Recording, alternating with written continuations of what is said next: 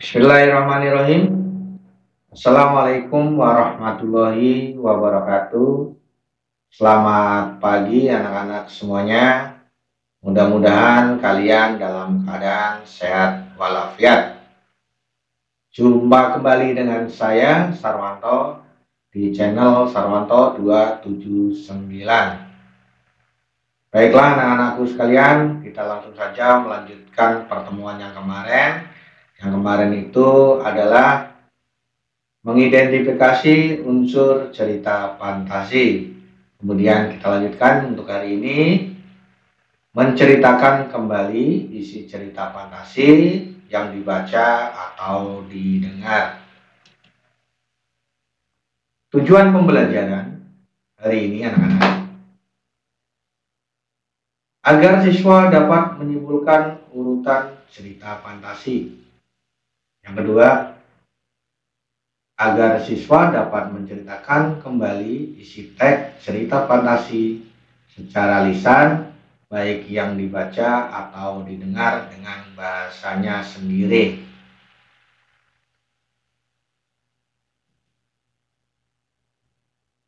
Menceritakan kembali secara berantai isi teks. Maksudnya gimana anak-anak? Kita lihat contoh ini. Ini adalah foto atau gambar anak-anak sedang bercerita. Nah, kalau ceritanya berantai berarti bergantian. Ceritanya itu antara yang satu lanjut yang kedua, ketiga, keempat, bahkan mungkin kalau ada kelima ya kelima. Nah, sebelum bercerita fantasi, kalau kelompok berarti harus membagi tugas. Misalkan kamu yang pertama bagian orientasi, kemudian yang kedua dan ketiga ini kamu bagiannya komplikasi, dan yang keempat ini bagiannya resolusi. Kalau ada yang kelima apa Pak bagiannya? Bisa juga dengan nanti menyampaikan pesan atau amanat yang ada dalam cerita tersebut. Oh iya Pak, tadi Bapak bahas ada orientasi, ada komplikasi, dan resolusi. Itu artinya apa Pak? Baik anak-anak. Orientasi itu adalah pengenalan cerita. Ya, pengenalan cerita yang awal yang akan kalian ceritakan. Kemudian komplikasi. Nah, komplikasi itu munculnya masalah. Jadi di dalam cerita itu ada muncul masalah. Kalau nggak ada masalah berarti ceritanya tidak jadi, ya kan? Kalau lurus-lurus saja berarti ceritanya kurang menarik, gitu. Tapi ketika muncul masalah, nanti pasti ada penyelesaiannya yang dinamakan resolusi.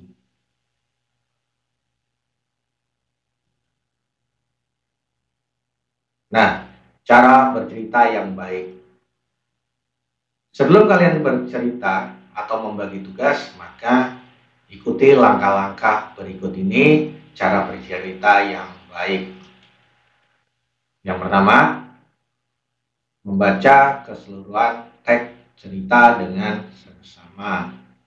Jadi ceritanya itu dipahami, ceritanya itu dari awal sampai akhir dibaca, tidak boleh setengah-setengah membacanya. Kemudian yang kedua, mencatat hal-hal yang penting dari teks cerita fantasi tersebut. Yang ketiga, mencatat tokoh-tokoh dan latarnya. Karena tokohnya misalkan ada 3, 4 atau berapa ya, tokoh itu perlu dicatat. Karena tokohnya itu nanti akan berbeda-beda karakternya. Ada tokoh protagonis, tokoh yang baik, ada tokoh antagonis, tokoh yang jahat atau lawan daripada yang baik tadi, dan tokoh pembantu, nanti ada tokoh pembantunya. Kemudian yang keempat, mencatat latarnya. Latar dibagi menjadi 3 ya, latar tempat, latar suasana, dan latar waktu. Nah, Latar tempat itu misalkan tempatnya di hutan atau di desa, kemudian suasananya itu misalkan menegangkan, kemudian waktunya itu misalkan di pagi hari atau di siang hari, di sore hari atau di malam hari. Kemudian mencatat alurnya. Oh iya Pak, alur itu apa ya? Tentunya kalian sudah paham alur ini dari SD sudah pasti dijelaskan. Ya, alurnya itu adalah jalannya cerita atau rangkaian ya. Alur itu bisa maju, bisa mundur, atau alur campuran. Gitu. Alur maju misalkan ceritanya dari sekarang sampai ke depan. Kemudian alur mundur berarti ceritanya itu sudah ada. Misalkan pada zaman dahulu berarti kan ceritanya itu masa lampau ya diceritakan. Kemudian yang campuran itu campuran dari maju dan mundur. Kemudian kita lanjut memperhatikan gestur atau gerak tubuh. Ya gestur itu maksudnya gerak tubuh. Jadi dalam bercerita kita boleh maju, boleh ke samping, boleh ke kiri, tangan digerakkan, kaki digerakkan, itu namanya gestur ya. Jadi kelihatan, jangan sampai kelihatan tubuh kita diem aja ya. Seperti pidato, diem aja satu fokus. Nah, dalam bercerita kalian perlu diperhatikan ya. Tubuhnya itu harus misalkan kamu harus melangkah ke depan atau ke samping atau ke kiri, itu perlu sekali anak-anak supaya ceritanya itu menarik. Lanjut yang ketujuh, mimik. Ekspresi muka yang sesuai dengan apa yang diceritakan membuat cerita terasa lebih menarik dan dapat mendukung penyampaian cerita. Jadi ceritanya biar bagus anak-anak perlu mimik, ekspresi ya, raut wajah. Ya. Ketika kita sedang senang, berarti ekspresi kita juga harus senang, harus gembira, ceria. Ketika cerita itu sedih, kita menceritakannya ya harus sedih, dilihatkan mimik kita atau ekspresi kita kelihatannya sedih. Begitu anak-anak. Kemudian yang kedelapan, memperhatikan intonasi, irama, artikulasi, dan lafal. Intonasi itu apa Pak? Tentunya kalian juga sudah pernah dengar di SD atau guru kalian di SD sudah pernah menjelaskan. Ya, intonasi itu tinggi rendahnya nada atau ketika bersuara. Nah, perlu diperhatikan kemudian iramanya ya. Kemudian artikulasinya harus jelas ya anak-anaknya dalam bercerita. Kemudian yang kesembilan, menceritakan secara lisan. Bagaimana menceritakan secara lisan? Ya, harus berceritanya diucapkan, dilisankan ya. Harus bunyi suaranya itu ya. Jadi harus menguasai panggung.